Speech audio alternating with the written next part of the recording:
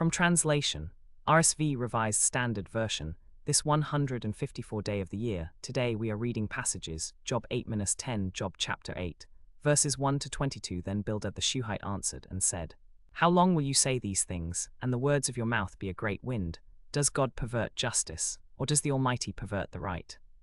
If your children have sinned against him, and he has delivered them into the hand of their transgression, if you will seek God and make supplication to the Almighty, if you are pure and upright, surely now he will rouse himself for you and restore you to your rightful prosperity. And though your beginning was small, your latter days will be very great. For inquire, I pray, of former generations, and consider what their fathers have found. For we are but of yesterday and know nothing, for our days on earth are a shadow. Will they not teach you and tell you and utter words from their understanding? Can papyrus grow where there is no marsh? Can reeds flourish without water? While it is still in flower and not cut down, it withers before any other plant. Such are the paths of all who forget God. The hope of the godless shall perish. His confidence is gossamer, his trust is a spider's web. He leans against his house, but it does not stand. He lays hold of it, but it does not endure. He is green in the sun, and his shoots spread over his garden. His roots twine about the heap of stones, and he sees the place where men live. If he is destroyed from his place, then it will deny him, I have never seen you. Behold, this is the joy of his way, and out of the earth others will spring. Behold, God will not reject a blameless man, nor take the hand of evildoers. He will yet fill your mouth with laughter and your lips with shouting. Those who hate you will be clothed with shame, and the tent of the wicked will be no more. Job chapter 9, verses 1 to 35. Then Job answered, Indeed I know that this is true, but how can a man be justified before God? If one wished to contend with him, he could not answer him once in 1,000 times. He is wise in heart and mighty in strength, who has hardened himself against him and succeeded. He who removes mountains, and they know it not when he overturns them in his anger, who shakes the earth out of its place, and its pillars tremble, who commands the sun and it does not rise, who seals up the stars, who alone stretched out the heavens and trampled the waves of the sea, who made the Bear and Orion, the Pleiades and the chambers of the south, who does great things past finding out, marvelous things without number. Behold, he passes by me, and I see him not. He moves on, but I do not perceive him. Behold, he snatches away, who can hinder him? Who will say to him, What doest thou? God will not withdraw his anger. The helpers of Rahab bow down under him. How then can I answer him, choosing my words against him? Though I am innocent, I cannot answer him. I must appeal to my judge for mercy. If I summon him and he answers me, I do not believe he will listen to my voice. For he breaks me with a tempest, and multiplies my wounds without cause. He will not let me get my breath, but fills me with bitterness. If it is a question of strength, he is strong. If of justice, who will summon him? Though I am righteous, my own mouth would condemn me. Though I am blameless, he would prove me perverse.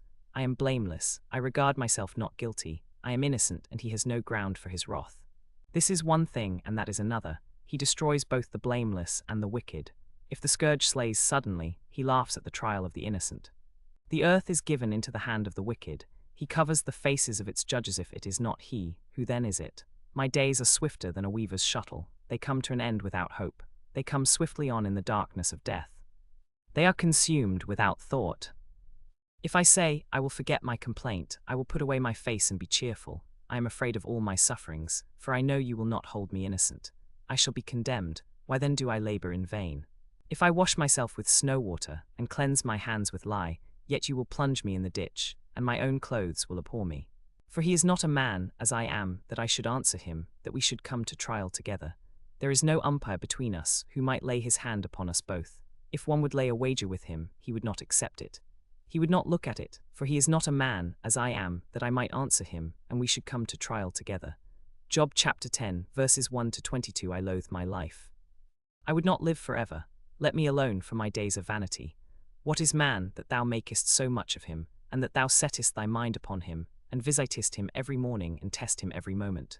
How long wilt thou not look away from me, nor let me alone till I swallow my spittle? Hast thou eyes of flesh, or seest thou as man sees? Thy days are as the days of mortals, and thy years have no end. Thou knowest that I am not wicked, and that none can deliver from thy hand. Thy hands fashioned and made me, and now thou hast destroyed me altogether. Remember that thou hast made me as clay, and wilt thou turn me to dust again? Didst thou not pour me out like milk, and curdle me like cheese? Thou clothed me with skin and flesh, and knit me together with bones and sinews. Thou hast granted me life and steadfast love, and thy care has preserved my spirit. yet these things thou hast hidden in thy heart. I know that this was with thee. If I sin, thou dost watch me, and thou dost not acquit me from iniquity. If I be wicked, woe unto me. And if I be righteous, yet I shall not lift up my head. I am full of confusion, see thou my misery. For thou increasest my calamity, thou liftest up thy anger against me, and hardinest thyself against me. Why hast thou brought me forth from the womb? Would that I had died before any eye saw me. Would that I had as not been, as if I had never been, carried from the womb to the grave. Are not my days few? Then cease and leave me, that I may find a little comfort, before I go whence I shall not return, to the land of gloom and deep darkness, the land of gloom and chaos, where the light is like darkness.